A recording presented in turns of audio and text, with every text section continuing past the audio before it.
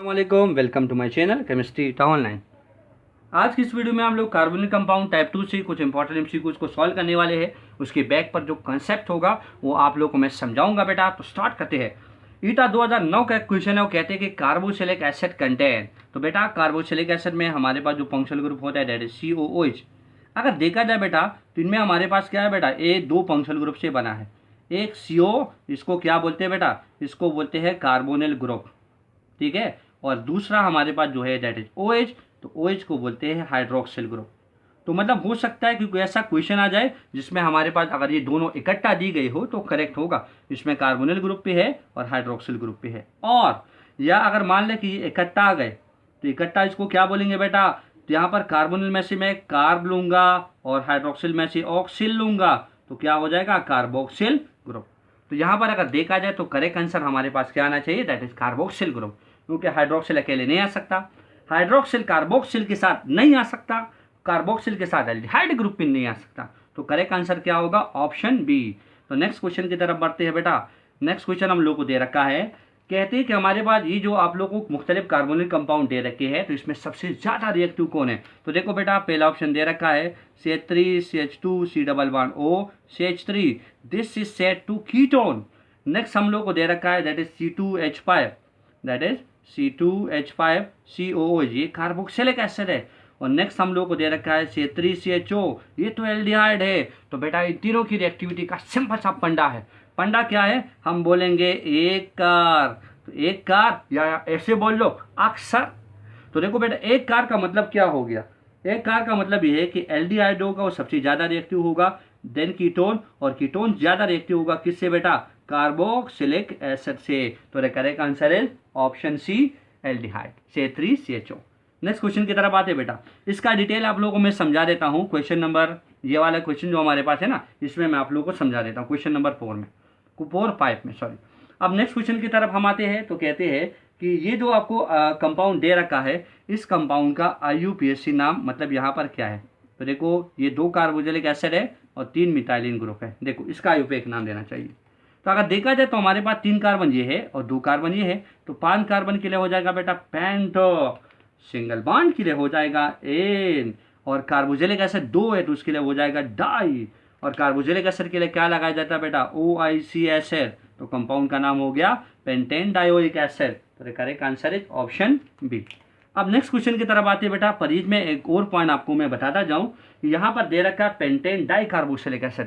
अगर मान लें कि डाई कार्बोक्सिलिक एसिड आ जाए तो डाई कार्बोक्सिलिक एसिड बेटा आप तब इस्तेमाल करोगे जब हमारे पास कोई ऐसा रिंग कंपाउंड आ जाए। मान ले ये एक रिंग है, यहाँ पर मैंने COH ग्रुप लगा दिया, यहाँ पर भी COH ग्रुप लगा दिया। तो रिंग के लिए क्या बोलेंगे बेटा, साइक्लो। 4 कार्बन के लिए क्या बोलेंगे, ब्यूट। सिंगल बॉन्ड के लिए बोलेंगे एन, और 2 कार्बोक्सिलिक एसिड है तो हम बोलेंगे डाई कार्बोक्सिलिक एसिड। यहाँ पर हम लोग डायोइक एसिड का वर्ड इस्तेमाल नहीं करते। तो ये बात याद रख लीजिए कि डाई कार्बोक्सिलिक एसिड हमारे पास आ गया तो मतलब मोस्टली ये रिंग कंपाउंड के लिए हम लोग इस्तेमाल करेंगे, ठीक है बेटा। नेक्स्ट पार्ट की तरफ आते हैं। नेक्स्ट पार्ट हमारे पास ये क्वेश्चन नंबर 4 जो है, कहते हैं कि इसमें से कौन सा कंपाउंड है जो हाइड्रोजन बॉन्डिंग जो जिसकी हाईएस्ट बॉइलिंग पॉइंट होती है। तो देखो बेटा एक ऑप्शन हम लोग को दे रखा है that is CH3COHO acetic acid, दूसरा इथेनॉल, तीसरा हम लोग को दे रखा है डाई इथाइल ईथर, और चौथा ऑप्शन हम लोग को दे रखा है ट्राई इथाइल अमाइन, मतलब टर्शियरी अमाइन हम लोग को दे रखा है। अगर देखा जाए बेटा तो इन दोनों मॉलिक्यूल के दरमियान, अगर डाई इथाइल ईथर की मॉलिक्यूल्स के दरमियान देखा जाए तो हमारे पास क्या होगा, डायपोल डायपोल इंटरेक्शन होगा। यहाँ पर भी डायपोल डायपोल इंटरेक्शन होगा, ठीक है, अपने मॉलिक्यूल के दरमियान। इन दोनों में अगर देखा जाए बेटा तो दोनों मॉलिक्यूल में एसिटिक एसिड की मॉलिक्यूल्स के दरमियान भी हाइड्रोजन बॉन्डिंग होगा और यहाँ पर भी हाइड्रोजन बॉन्डिंग होगा। तो हम तो जानते हैं सबसे स्ट्रॉन्गर है यहाँ पर हमारे पास है हाइड्रोजन बॉन्डिंग। इंटरमॉलिक्यूलर फोर्स में हाइड्रोजन बॉन्डिंग स्ट्रॉन्गर है, किससे बेटा, डायपोल डायपोल इंटरेक्शन से। और सबसे कमजोर लंदन डिस्पर्जन फोर्स है। तो इसका मतलब ये है कि दोनों कमजोर होगा तो इन दोनों को हटाइए दो और हम लोग इन दोनों में अब ढूंढेंगे। तो बेटा हाइड्रोजन बॉन्डिंग तो हमारे पास दोनों में है, पर यहाँ पर जो बॉइलिंग पॉइंट सबसे ज्यादा कार्बोक्सिलिक एसिड की है। रीजन ये है कि carboxylic acid exist in dimer form. देखो बेटा ये कार्बोक्सिलिक एसिड हो गया, ये दूसरा कार्बोक्सिलिक एसिड में बना देता हूं C, यहाँ पर हो गया OHO और यहाँ पर हो गया डबल बॉन्ड। अब मुझे बताओ यहाँ पर हाइड्रोजन बॉन्ड बन जाएगा, यहाँ पर हाइड्रोजन बॉन्ड बन जाएगा। तो अगर देखा जाए तो 6 मेंबर रिंग बन गया, जिसको हम लोगों को एक्स्ट्रा स्टेबिलिटी मिल गई, और एक्स्ट्रा स्टेबिलिटी मिलने से इसका बॉइलिंग पॉइंट और भी बढ़ जाएगा, सबसे ज़्यादा होगा। तो correct answer is option A. Next question की तरफ आओ बेटा। नेक्स्ट क्वेश्चन हम लोग को जो दे रखा है वो क्या है, इनको देखते हो कि कार्बोनिल ग्रुप जो कार्बोजाइलिक ग्रुप में है वो does not exhibit the characteristic reaction of aldehyde and ketone. मतलब जो कार्बोजाइलिक एसिड में जो कार्बोनिल ग्रुप है उनकी जो रिएक्शन है वो कैरेक्टरिस्टिक रिएक्शन ऑफ एल्डिहाइड और कीटोन से मैच नहीं कराती। तो देखो क्यों, यहाँ पर देखो बेटा, अगर मान ले कि मैं कार्बोनिल ग्रुप में से एल्डिहाइड ले लूँ, यहाँ ले लिया बेटा। अब देखो ऑक्सीजन ज़्यादा इलेक्ट्रोनेगेटिव होने की वजह से इलेक्ट्रॉन खींचेगा और हमारे पास बन जाएगा C3CO-, और यहाँ पर क्या होगा बेटा, कार्बन पर पॉजिटिव चार्ज आएगा। तो अब मुझे बताओ, न्यूक्लियोफाइल तो बहुत आसानी से अटैक कर लेगा, और जैसे अटैक कर लेगा तो this reaction is said to nucleophilic addition reaction, ये इसकी खासियत है बेटा। अब देखो क्यों मैच नहीं कराती कार्बोजेलिक एसिड के साथ। तो देखो अगर कार्बोजेलिक एसिड में मैं ले लूँ, मान ले मैंने यहाँ पर एसिडिक एसिड ले लिया, अगर देखा जाए कि ऑक्सीजन इससे इलेक्ट्रॉन खींचेगा तो क्या होगा, CH3CO- बन जाएगा, यहाँ पर OH और यहाँ पर कार्बन पर पॉजिटिव आएगा। पर जैसे ही कार्बन पर पॉजिटिव आया ये ऑक्सीजन अपना लोन पेयर दे देता है, और जैसे देता है बेटा तो रेजोनेंस होगा और यहाँ पर बन जाएगा CH3O-, इस ऑक्सीजन के साथ डबल बॉन्ड और यहाँ पर इस पर पॉजिटिव चार्ज आ गया। तो मुझे बताओ बेटा रेजोनेंस की वजह से क्या हुआ, कार्बन का जो पॉजिटिव चार्ज था वो क्या हो गया बेटा, वो लेस पॉजिटिव हो गया। और लेस पॉजिटिव होने का रीजन क्या है बेटा, दैट इज रेजोनेंस। तो the correct answer is what, क्यों इसके साथ ये मैच नहीं कराता, तो हम बोलेंगे कि कार्बोक्सिलिक एसिड में जो कार्बोनिल है वो लेस पॉजिटिव है। तो the correct answer is option है। इसलिए कार्बोक्सिलिक एसिड की रिएक्टिविटी एल्डिहाइड और कीटोन से क्या होती है बेटा, कम होती है। अब नेक्स्ट क्वेश्चन की तरफ आते हैं कि characteristic reaction of carboxylic acid. तो आप देखो बेटा कार्बोक्सिलिक एसिड, मान ले मैंने एक एसिटिक एसिड ले लिया, इनका हम रिएक्शन कराते हैं किसी और कंपोनेंट के साथ। मान ले यहाँ पर मैं एक अमोनिया ले लेता हूँ, तो अगर देखा जाए बेटा तो नाइट्रोजन तो मोर इलेक्ट्रोनेगेटिव है, तो इस पर नेगेटिव इस पर पॉजिटिव, और यहाँ पर कार्बन से ज़्यादा ये ज़्यादा इलेक्ट्रोनेगेटिव ऑक्सीजन, तो इस पर नेगेटिव और इस पर पॉजिटिव, कार्बन पर पॉजिटिव आ जाएगा। अब मुझे बताओ बेटा क्या होगा, यहाँ से निकलने की टेंडेंसी किसकी है, तो H और H OH मतलब वाटर निकल जाएगा, और एक अमाइनो ग्रुप आ गया, इन्होंने क्या कर दिया बेटा, OH को धक्का देके बाहर निकाल दिया।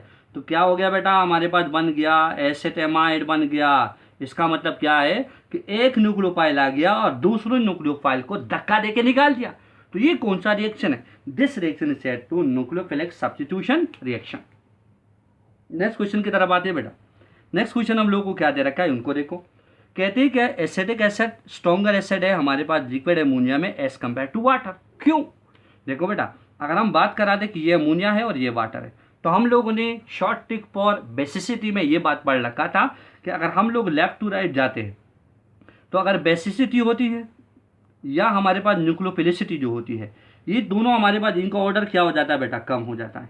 इससे साफ बात वाज़ेह है कि अमोनिया वाटर के मुकाबले में क्या है बेटा, ये स्ट्रॉन्ग बेस है, और वाटर हमारे पास अमोनिया के मुकाबले में वीक बेस है। तो आप देख दो जैसे हम लोग एसिटिक एसिड को अमोनिया में डालेंगे तो अमोनिया एक स्ट्रॉन्ग बेस है, ये इस एसिटिक एसिड को मजबूर कराएगा, उससे प्रोटॉन को खींचेगा, तो खींचेगा तो मतलब वो तो आसानी से डिसोसिएट होगा, ज़्यादा से ज़्यादा हाइड्रोजन आयन की कंसंट्रेशन देगा।